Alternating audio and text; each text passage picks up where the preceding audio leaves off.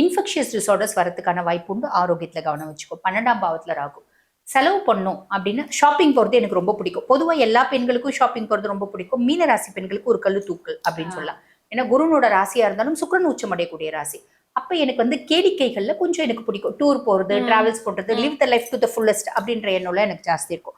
அப்ப நான் ஷாப்பிங் போறேன் அப்படின்னு போறேன்னா 10,000 ரூபாய் ஷாப்பிங் பண்ணலான்னு போவேன். அங்க போயிட்டு 30,000 ரூபாய் ஷாப்பிங் பண்ணுவேன்.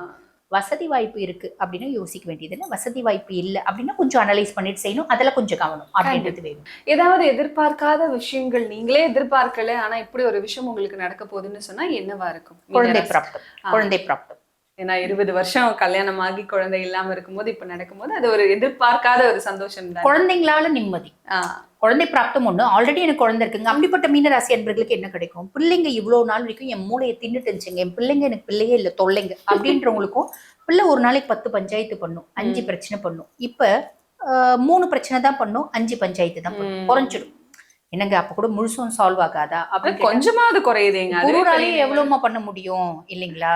நம்ம வந்து எல்லா செல்லமும் கொடுத்து நம்ம பயங்கரமா கம்ஃபர்ட்டா வளர்த்துட்டு நம்ம வந்து பிளானட்ஸ் மேல தப்போ சொல்ல முடியாது இல்லைங்களா? நம்ம வந்து வாழ்க்கையை புரிய வைக்காம நம்ம தான் கஷ்டப்பட்டுட்டோம்.